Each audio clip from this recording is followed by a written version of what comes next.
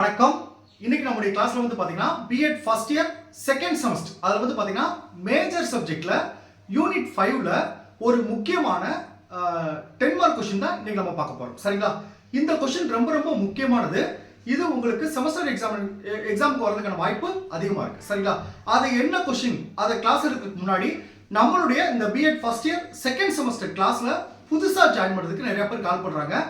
நீங்க எப்படி ஜாயின் பண்ணா என்னுடைய மொபைல் நம்பர் 9159084262 இந்த நம்பருக்கு நீங்க கால் பண்ணுங்க.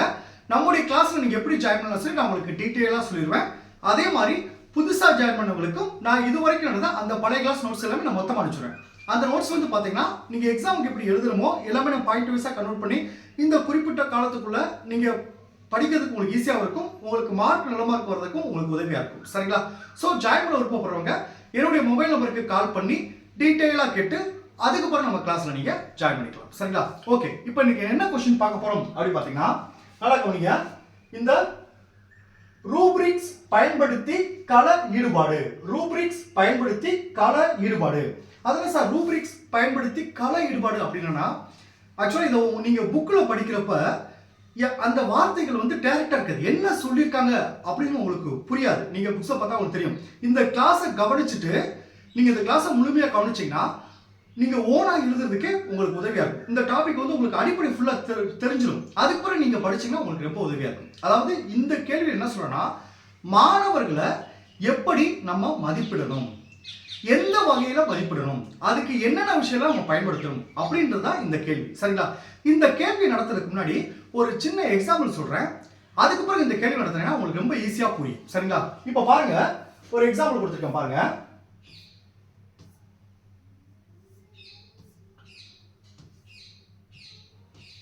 இப்ப நீங்க வந்து இப்ப தேர்ட் செமஸ்டர் வந்து ஸ்கூல் ட்ரைனிங் போவீங்க. சரிங்களா?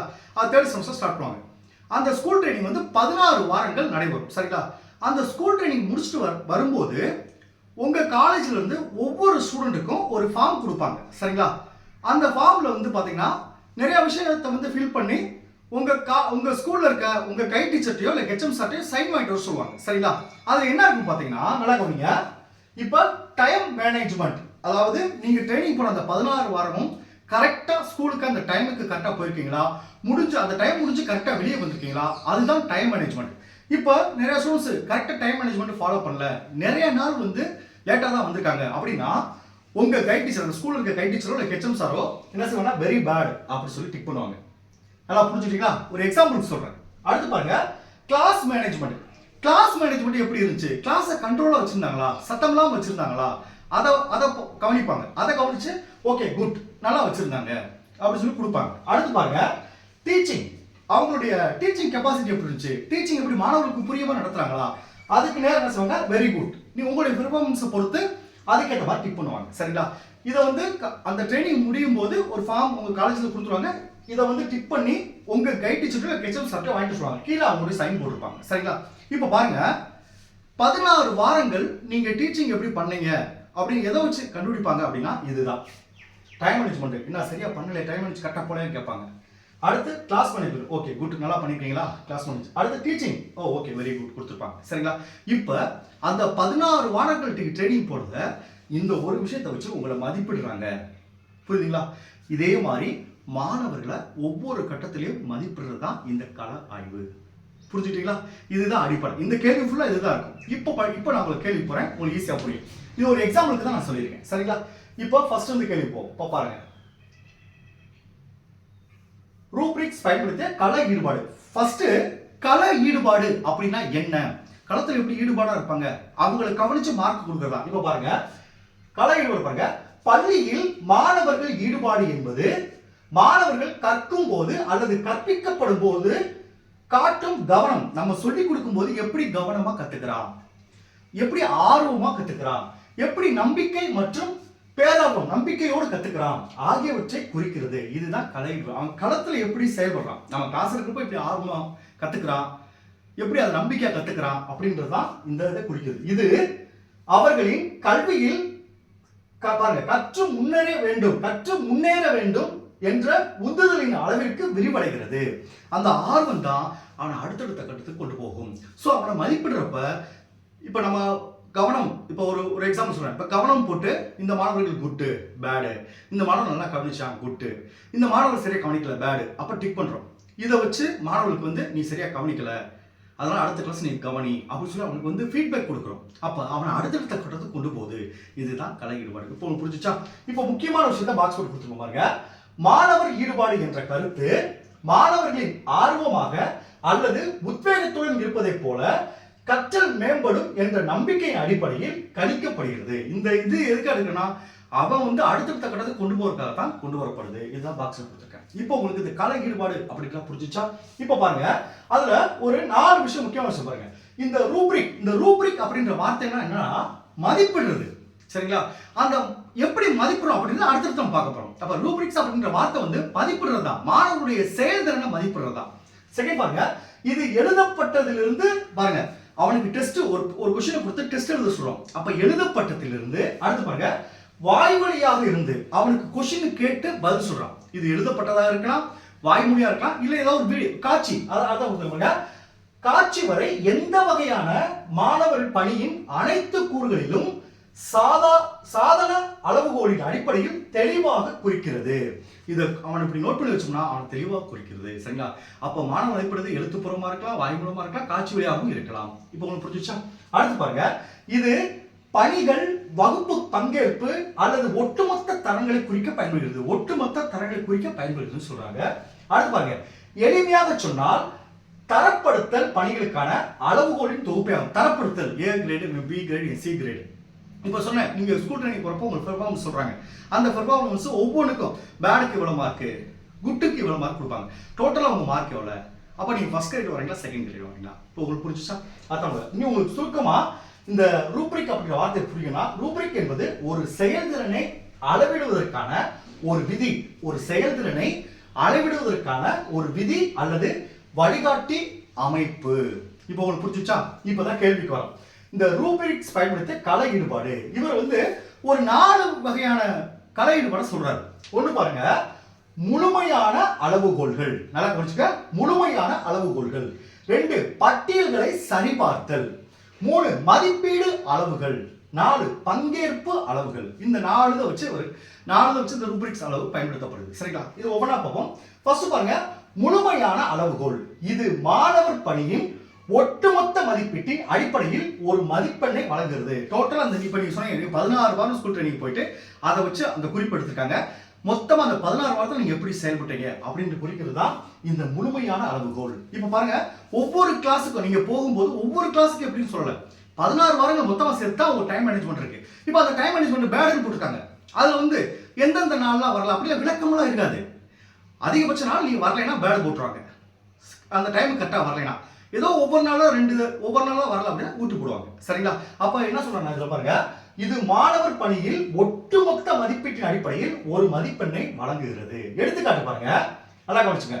ஒரு மாணவர் மதிப்பீட்டுக்கான கட்டுரை, ஒரு தலைப்பு கொடுத்து மாணவர்களுக்கு கட்டுரை எழுதி சொல்றோம். அதான் பாருங்க, கட்டுரையை சமர்ப்பித்தால் அதன் செயல்திறனை அடிப்படையாக கொண்டு பின்வரும் மதிப்பீட்டு கோட்பாடு ஒரேதான் இருக்கும். என்ன செய்வாங்க, ஒரு டாபிக் கட்டுரை எழுதி சொல்றோம், பேப்பர் பார்க்குறோம், அவன் எப்படி எழுதியிருக்கான், ஹேண்ட் ரைட்டிங் இது கருத்து சரியில்லை, அப்ப பலவீனமான எழுத்தாளர், இவன் சரியா எழுதல.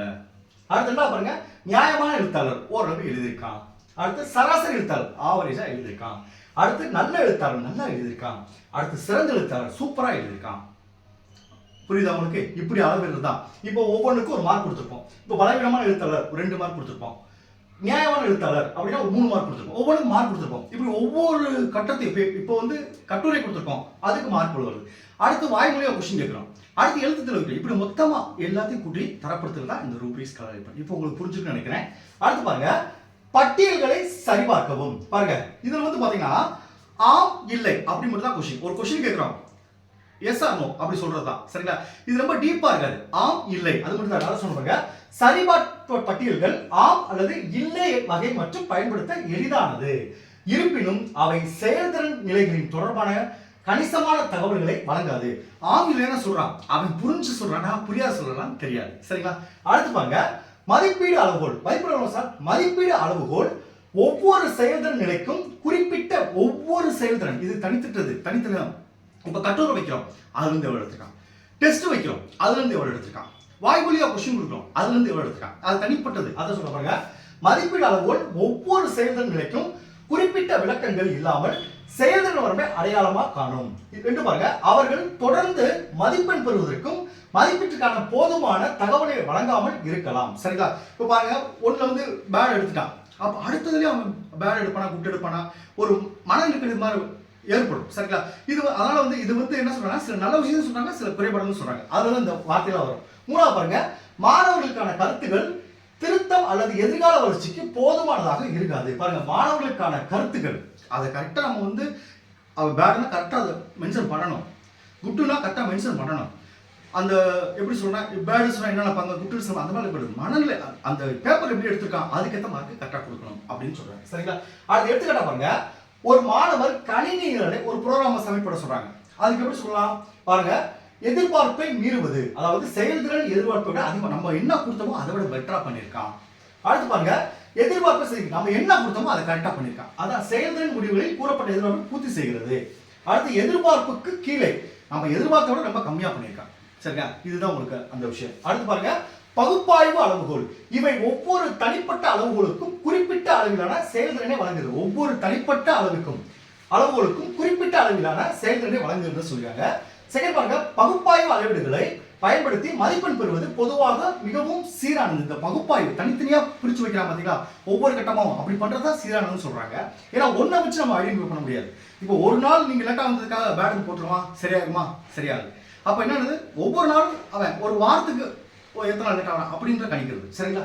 அடுத்து பாருங்க, வளர்ச்சியின் குறிப்பிட்ட பகுதிகளை அடையாளம் காண முடியும். வளர்ச்சியின் குறிப்பிட்ட பகுதினா பாருங்க, கிளாஸ் மேனேஜ்மெண்ட் சொன்னேன், டைம் மேனேஜ்மெண்ட் சொன்னேன், அப்புறம் அந்த டைம் மேனேஜ்மெண்ட், கிளாஸ் மேனேஜ்மெண்ட், அடுத்து டீச்சிங், மூணு சொல்லிருக்கு. தனித்தனியா பிரிக்கிறப்ப ஏதோ எதுல அவன் வீக்கா இருக்கான் அப்படி, அப்ப டைம் மேனேஜ்மெண்ட் சரியில்லை, அப்ப அதை மட்டும் அவன் கரெக்ட் பண்ணணும். இல்ல கிளாஸ் மேனேஜ்மெண்ட் சரியில்லை, அதை மட்டும் அவன் கரெக்ட் பண்ணணும். டீச்சிங் சரியில்லை, அதை மட்டும் அவன் கரெக்ட் பண்ணணும். இப்படி தனித்தனியா பிரிக்கிறப்ப அதுதான் பகுப்பாய்வு. தனித்தனியா பிரிக்கிறப்ப கரெக்டா ஐடியா பண்ணணும் அப்படின்னு சொல்றாங்க. இப்ப பாருங்க, ஒரு உதாரணத்துக்கு இந்த டேபிள் கொடுத்துருப்பாங்க. இப்ப பாருங்க, தகவல் தொகுப்பின் தேவை அளவுகோல்.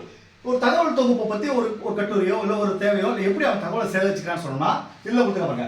மோசம், சுமார், சிறந்தது, விதிவிலக்கானது, இப்படி உங்களுக்கு வந்து பாத்தீங்கன்னா ஒரு 3 ஹெட்டிங் கொடுத்துருப்பாங்க. இப்போ மோசம் ஆனது, பாடத்திட்டத்தில் கூறப்பட்ட குறைந்தபட்ச 4 தேவைகள் தகவல் தொகுப்பு நிறைவேற்றவில்லை, குறைந்தபட்ச 4 தலைப்பு கூட சேகரிக்கல, அப்ப என்ன இது வந்து மோசம். இதுல வந்து பாருங்க, ஒவ்வொன்றுக்கு கொடுத்துட்டு அதுக்கான விளக்கம் கொடுத்துருக்காங்க. ஏன் இப்போ மோசம்னா ஏன் மோசம், அவன் வந்து குறைந்த 4 தகவலை கூட சமர்ப்பிக்கல. அடுத்து பாருங்க, சுமார் பாருங்க, குறைந்தபட்ச 3 தேவைகளை தகவல் தொகுப்பு நிறைவேற்றவில்லை, அதாவது 3 தேவைகள், முதல்ல 4 தேவையில மோசம், ரெண்டாவது 3 தான் பண்ண முடியல, அது வந்து மோசம். சிறந்தது பாருங்க, சிறந்த பாடத்திட்டத்தில் கூறப்பட்ட அனைத்து குறைந்தபட்ச தேவைகளையும் தகவல் தொகுப்பு நிறைவேற்றியது, எல்லாமே தகவல் தொகுப்பு நிறைவேற்றியது, அப்ப அது என்னது சிறந்தது. அடுத்து விதிவிலக்கானது, இது அதை விட பெட்டரா பண்ணுது, கூட பெட்டரா பண்ணுது. அதுல இந்த டைம் டேபிள் பார்த்தீங்கன்னா ஏதோ ஒன்று இருக்குன்னு நினைக்காங்க, இதே தான் சிம்பிளா இருக்கும். அடுத்து ஒவ்வொரு இந்த ஹெட்டிங் மட்டும் படிச்சீங்கன்னா இதுல மோசம், சுமார், சிறந்தது, விதி அதுதான் இருக்கும். சரிங்களா? இது உள்ள இருக்க இன்ஃபர்மேஷன் ஓனா கூட எழுதிக்கலாம். இந்த இதெல்லாம் உங்களுக்கு கொடுத்துருப்பாங்க. சரிங்களா? இப்போ இந்த கொஸ்டின் எடுத்து பாருங்க, உங்களுக்கு ஈஸியா புரியும். Okay, thank you students. நம்ம நெக்ஸ்ட் கிளாஸ்ல பார்ப்போம்.